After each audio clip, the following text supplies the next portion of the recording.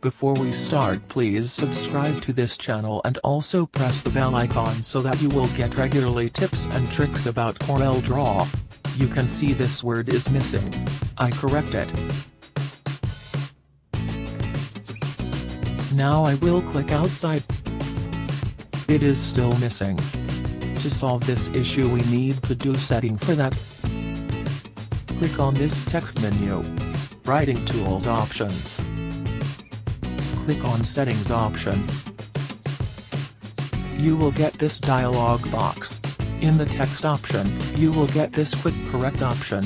Uncheck this Correct to Initial, Consecutive Capitals option. Click OK. I will correct the word now.